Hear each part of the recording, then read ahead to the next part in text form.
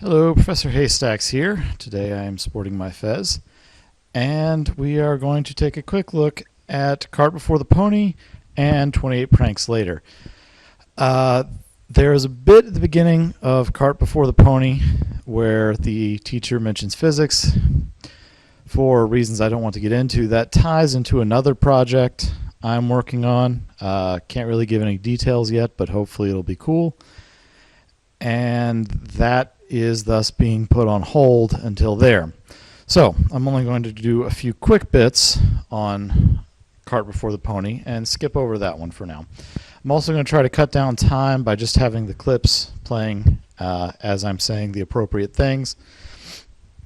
Thus we do not have to stop for them.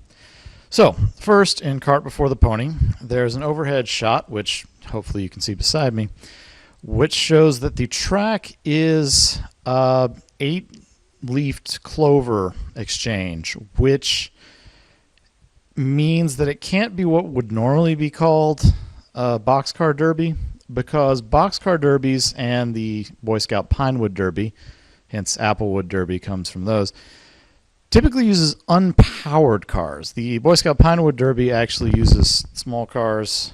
You may have seen it on South Park if you're not familiar with Boy Scouts. But it's impossible for a track that's an 8-leaf exchange to be downhill the whole way without some parts going over others. And yet, people on 3 different loops of the track crash in the point of the episode, and that is a major plot point. The only way this can possibly work is if the cars are somehow powered, which means they're using stuff other than a block of wood, but kind of already knew that because of all the decorations Rarity and Applejack put on the carts. Yes, and there's some hints of that in the motion of Applejack's cart, which is going slowly enough that it would almost certainly grind to a halt on a slope as gentle as this seems to be for part of it if it were not powered. Regardless, none of them would make it to the end if they weren't powered, because it can't possibly be downhill all the way. It must be uphill at least I think a quarter of the way, although I don't want to work out the math. Now, I had it remarked here that the lesson here was very similar to For Whom the Sweetie Belle Tolls, wherein Sweetie Belle learned that Rarity was meddling and she needed to speak up about that, and or combined with Some Pony to Watch Over Me, where for some reason it was considered acceptable to leave the equivalent of maybe a 12-year-old home alone for an extended period of time, which I guess there's points in time in Earth when that's been acceptable. But anyway, however, here in those cases, the lessons were, in the case of For Whom the Sweetie Belle Tolls, the lesson was on Sweetie Belle. In Some Pony to Watch Over Me, admittedly, the lesson was not so much on Apple Bloom, little on Apple Bloom.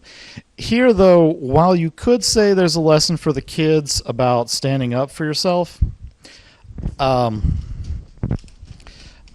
don't know that that actually applies, because they try that and are ignored. Children are in little position to do more than what they do. The only remaining play they would have had would have been to refuse to enter the race or to switch carts at the last minute, because then the one who wanted to be the fast cart could have swapped into Rainbow Dash's cart, and they might have gotten the message then, but I don't know. But instead, whereas in For Whom the Sweetie Belle Tolls, Sweetie Belle learned that Rarity meant well with her doing things for Sweetie Belle. Here, the adults learn that the children need their space to grow. And that can be a hard lesson. It's also one for teachers. It's especially very frustrating when you know how the answer is supposed to be arrived at and can't figure out why your students don't see it. This is why I'm not a particularly good teacher, and I doubt I could teach anything in the K through 12 range. I manage okay in college, but people pay to be there, so they tend to be at least a little more motivated on average. Well, that is all I wanted to say about Cart Before the Pony. So now, 28 pranks later. The title, of course, is a reference to 28 Days Later, a zombie movie.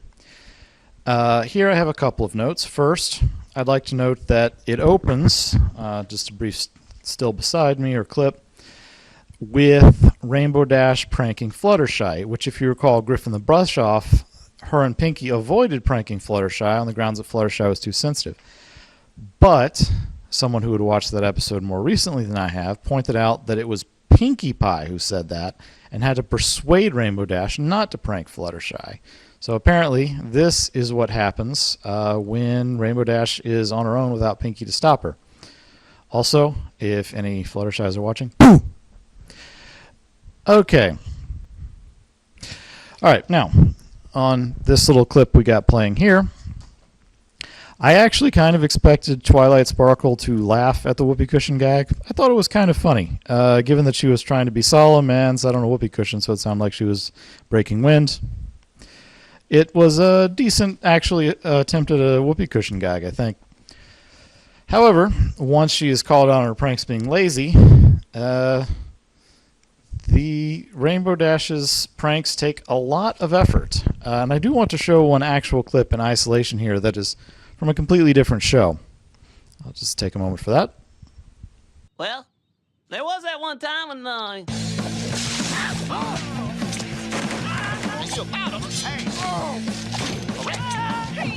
out of my way, kid. I like jelly. Get your damn mouth. Don't ruin the damn plan. Get back.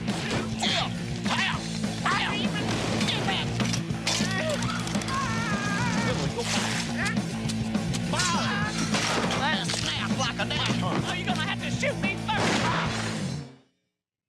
I don't remember none of that.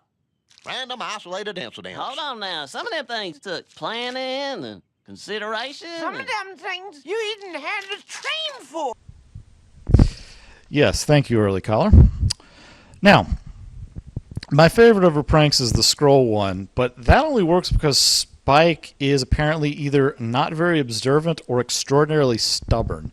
He tries the exact same things multiple times, expecting different results. It's got to be at least 100 times, given how many scrolls are at Celestia's. Probably more than that. Now, the next thing is, with these pranks, and especially the cookie one, how much did Rainbow Dash spend? I mean, the cookies alone, assuming they were the equivalent of about $2 per box, and there were at least 300 boxes, that's $600 right there. She had to get a giant cake. She had to get a lot of scrolls, which, I mean, the scrolls may have only been the equivalent of like $1 each or something. I mean, they're not mass-produced paper. They are scrolls. But she had several hundred of them. All in all, she must have spent at least the equivalent of $1,000 on all these pranks. Does Rainbow Dash not have anything better to spend her money on?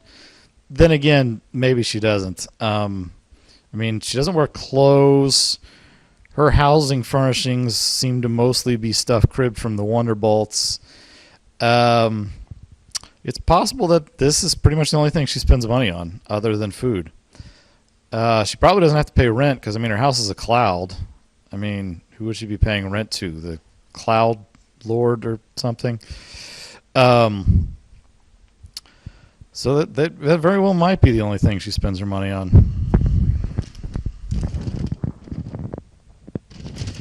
And last but not least, at the very end, where Rainbow Dash fakes them out saying she now has to prank them back, I had a suspicion that's where it might go. I actually half expected Rainbow Dash to find it funny when it was done, and to then say now she had to prank them back better, because fighting fire with fire can result in there being more fire. It is a risk you take. And they definitely took one there. She could have just escalated a prank war. Also note that Starlight Glimmer doesn't even appear in the crowd shots here. It's possible that she was off somewhere else. People like to think she might have been visiting Sunburst. Another possibility showed that she thought it was too childish to participate in. Either way, there's also the fact that there aren't 28 pranks in here that we see.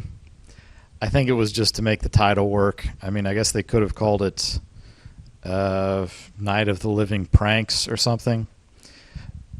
But that doesn't flow as well. 28 pranks later works grammatically and is a zombie movie reference. So kind of works overall.